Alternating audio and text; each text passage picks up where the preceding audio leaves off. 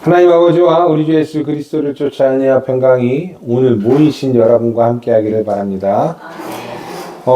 세상이 변하고 있습니다. 그것도 굉장히 빠르게 변하고 있죠. 과학과 기술은 어제와 오늘이 다를 정도로 진보하고 있고 AI의 등장으로 많은 것들이 바뀌고 있습니다.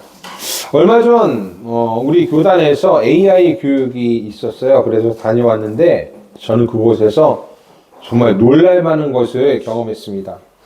예를 들자면 교회 일이 상당히 많이 바뀐 거예요. 그 중에서도 설교와 교육을 준비하는 과정이 많이 달라졌습니다. 예전에는요, 설교 한 편을 준비하려면 많은 것들을 거쳤어야 됐어요. 그러니까 설교에 관련된 책도 찾아봐야 했고, 읽어야 했고, 주석서도 여러 권 봐야 했습니다. 그리고 인터넷 검색을 통해서 혹시 더 나은 정보가 있나, 새로운 정보가 있나, 이것도 여러 번 검색해야 했습니다. 그런데 지금은 그렇게 하지 않아도 돼요. AI 프로그램을 잘 활용해서 이 명령어만 잘 집어넣으면 우리가 원하는 자료가 셀 수 없이 막 나옵니다. 그것도 우리나라에는 없는 자료들. 그러니까 영어권이나 유럽권의 자료들도 전부 번역되어서 나옵니다. 번역도 완벽해요. 제가 그래도 일본어는 좀 하는 편이라서 일본어로 AI를 한번 시험해 봤는데 제 일본어보다 훨씬 낫습니다. 거의 원어민 수준이에요. 이뿐만이 아닙니다. 교회에 필요한 사무적인 일들도 AI는 척척 해내요. 지금 여기 화면에 보시는 것이 AI를 이용해서 만든 지난 종교개혁주일 예배, 연합예배 포스터예요. 어떠세요? 정말 대단하죠? 이제 포스터 만들면서 어떻게 디자인할까? 이렇게 고민할 필요가 없습니다. 이렇듯 지금 이 세대는요, 많은 것들이 변하고 있습니다. 그리고 미래에는 더 많은 것들이 변할 것입니다. 안타까운 것이 있다면 우리가 그리고 제가 이런 변화에 익숙하지 않다라는 것이에요. 그래서 이런 포스터 정도는 그냥 AI에게 맡기지만 설교나 교육은 아직도 그 옛날 방식을 고수하고 있습니다. 그리고 왠지 제가 이렇게 애써서 자료를 찾고 책을 읽지 않으면 설교 준비 대충 한 것 같은 생각도 들고 좀 허술하다라는 생각이 들어요. 저도 어쩔 수 없는 그냥 아저씨인 거죠. 옛날 사람인 겁니다. 그래서 저는요 그냥 그 옛날 사람으로 최선을 다하려고 합니다. 좀 힘이 들어도 저는 제 시대의 방법으로 목회하려고 해요. 하지만 미래는 달라질 것입니다. 교회 역시도 여러 방면으로 변화를 맞이하게 될 거예요. 그렇기 때문에 이러한 변화를 우리는 인정해야 돼요.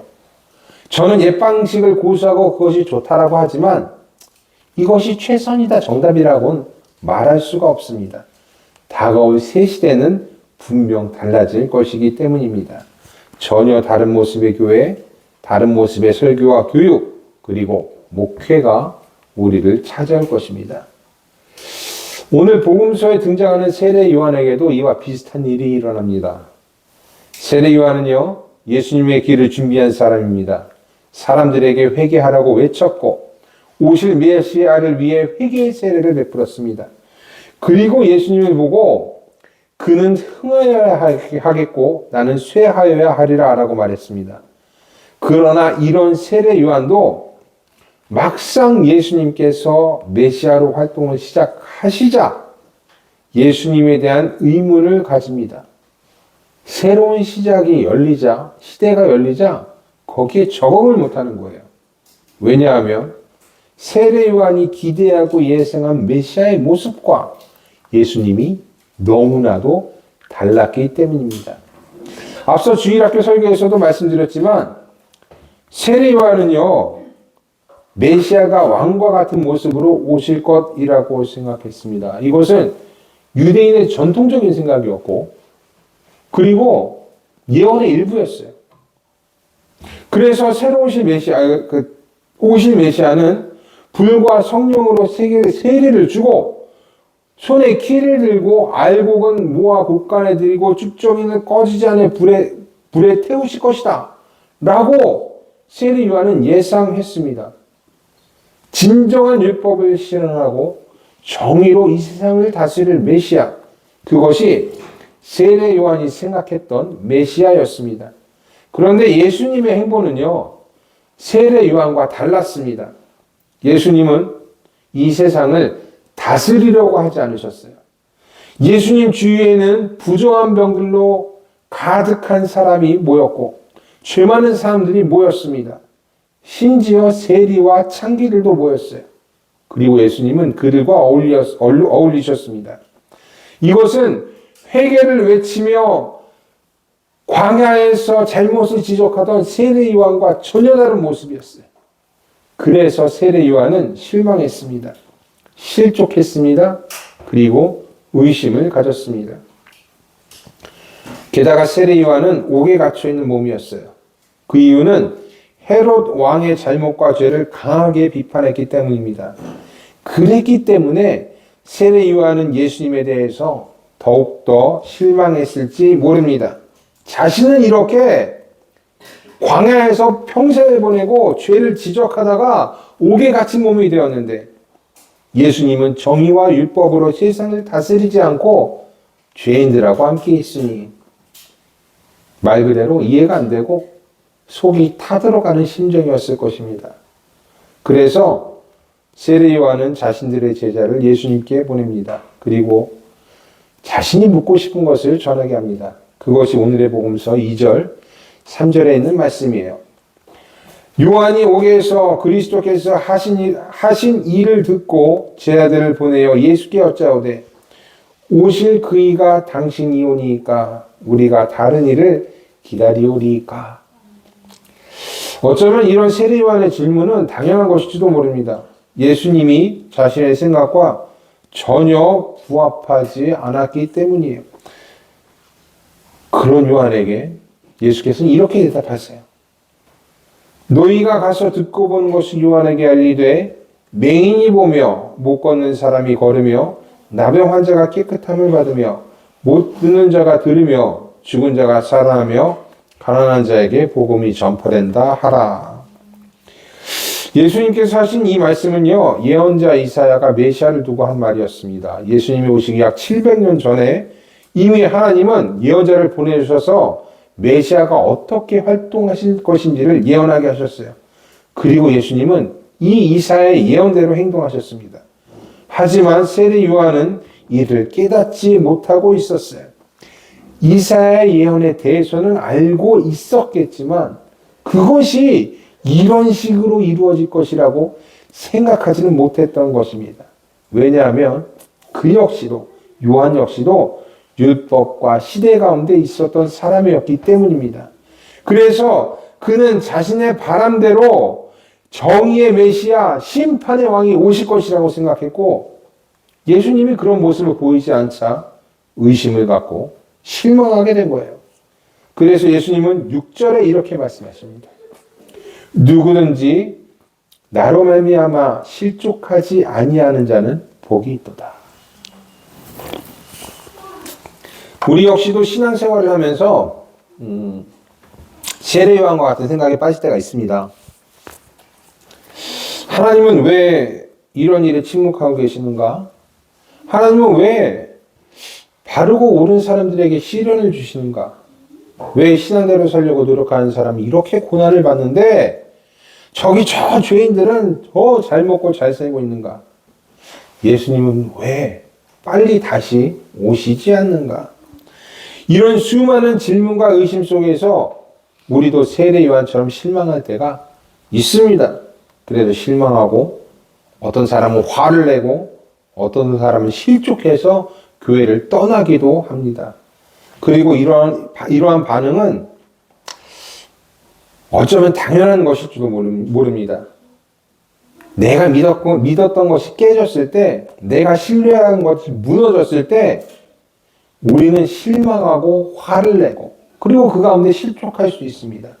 거대한 산이 무너진 느낌이고 자신을 지탱하는 큰 추가 무너진 느낌을 받을 것이니 말이에요.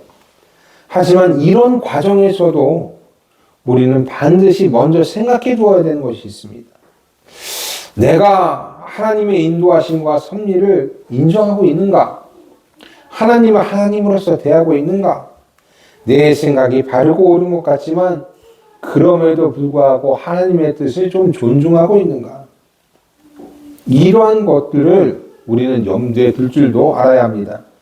그래야 우리는 우리의 신앙을 지킬 수가 있는 것입니다. 눈에 보이는 당장의 결과에 실망하지 않을 수가 있는 것이에요. 내 뜻대로 이루어지지 않아도 실족하지 않을 수 있고 의심을 거둘 수 있습니다. 하나님께서 더 좋은 것으로 우리에게 주실 것을 믿게 되기 때문이에요. 하나님을 하나님으로 생각할 때 우리는 더 좋은 것을 주실 하나님을 기대하게 됩니다. 그리고 또 한 가지 우리가 잊지 말아야 하는 것은 우리는 여전히 이 땅에 있는 사람들이라는 것입니다. 이 땅에 있는 우리는요, 이 땅에 속해서 생각할 수밖에 없습니다. 모든 일을 이 땅의 지식과 신앙으로 판단할 수밖에 없어요. 이것이 잘못되었다는 것이 아닙니다. 단지 하늘의 뜻을 우리는 쉽게 깨달을 수가 없는 몸이라는 말이에요. 그래서 예수께서 11절에 이렇게 말씀하십니다. 내가 진실로 너희에게 말하노니 여자가 낳은 자 중에 세례 요한보다 큰 이가 일어남이 없도다. 그러나 천국에서는 극히 작은 자라도 그보다 크니라 라고 말씀하세요. 예수님이 말씀하신 것처럼 세례 요한은 이 세상에서 가장 크고 위대한 사람이었습니다. 자신이 가진 모든 것을 다 버리고 광야에 뛰어들 만큼 열정 있는 사람이었고 낙타의 털옷을 입고 메뚜기와 석청을 먹으며 살 만큼 이 신앙에 대해서는 진심 어린 사람이었어요. 하나님도 이를 아셨습니다. 그래서 세례 요한을 통해서 수많은 사람에게 메시아의 길을 준비하게 하셨어요. 메시아의 길을 혼자서 준비할 만큼 세례 요한은 대단한 사람이었습니다. 하지만 그런 사람이었던 세례 요한 역시도 이 땅에 그냥 속한 사람이었습니다. 율법에 속한 사람이었고 당신의 문화와 예언과 신앙에 속한 사람이었습니다. 그래서 메시아에 대한 의심을 가졌고 실족했습니다. 어쩔 수가 없습니다. 땅의 사람의 한계이기 때문이에요. 그러나 예수께서 이 땅에 오셨습니다. 약속된 메시아, 하나님의 나라의 주인이 이 땅에 오신 것입니다. 이로 인해 많은 것들이 변하게 될 것이에요. 예수님으로 인해 가려져 있던 것들이 보이게 될 것입니다. 그래서 예수께서는 12절에 이렇게 말씀하세요. 세례 요한의 때부터 지금까지 천국은 침노를 당하리니 침노하는 자는 빼앗으리라 라고 말씀하세요. 여기서 우리가 잠깐 알고 넘어가야 할 것이 있는데 천국이 침노를 당했다라는 말씀이 다르게 해석될 수도 있다라는 겁니다. 우리는 없는 거예요. 그런데 고대 그리스어에는 중동태라는 것이 있습니다. 그래서 우리가 읽는 성경처럼 그 수동태로 이것을 갖다 번역을 하면 천국이 침노당했다라는 뜻이 되지만 중동태로 읽으면 천국이 침노한다. 반대의 뜻이 되는 거예요. 뻗어나가고 있다라는 뜻이 됩니다. 즉 천국이 침노당했다는 말을 천국이 뻗어나가고 있다라는 뜻으로 번역할 수도 있다는 겁니다. 세례 요한은 땅에 속한 사람이었습니다. 그래서 예수님의 행보를 이해할 수 없었고 실족하기까지도 했습니다. 그러나 그 가운데서도 하나님은 당신의 일을 하셨어요. 세례 요한이 하는 일을 통해서 메시아를 준비시켜셨고 보내셨습니다. 그리고 예수님을 통해 이 땅에 천국이 뻗어나가게 하셨어요. 천국이 이 땅에 임하게 하신 거예요. 그리고 천국 복음이 세상을 빼앗고 지배하게 한 것입니다. 그렇기 때문에 더 이상 죄와 죽음은 우리를 지배하지 못하게 된 거예요. 율법은 아무런 소용이 없게 되었습니다. 메시아가 복음으로 이 세상을 다스리기 때문입니다. 전과 다른 새로운 시대가 열린 것입니다. 13절은 이것에 대해 말합니다. 모든 선지자와 율법이 예언한 것은 요한까지니 그리스도의 시대, 이제 복음의 시대가 된 것입니다. 우리는요, 때로는 그 세례 요한처럼 예수님을 의심할 때가 있습니다. 근데 그거는 우리의 신앙이 작아서 아니면 우리의 결단이 약해서 일어나는 일이 아닙니다. 우리가 이 땅에 있고 하나님의 나라와 섭리가 이 땅의 이해로 우리에게 오지 않기 때문에 그렇습니다. 그래서 우리는 그 가운데 갈등하고 고민하고 실족하기도 합니다. 하지만 괜찮습니다. 그렇다고 우리가 조금 의심한다고 우리의 신앙이 잘못된 것은 아니기 때문에 그렇습니다. 내 생각대로 되지 않는다고 해서 하나님이 침묵하고 계시거나 이 세상에 패배한 것은 아니기 때문입니다. 하나님은 어제나 오늘이나 동일하게 일하시고 하나님의 나라는 우리의 생각을 뛰어넘어 이 고난 가운데서도 성장합니다.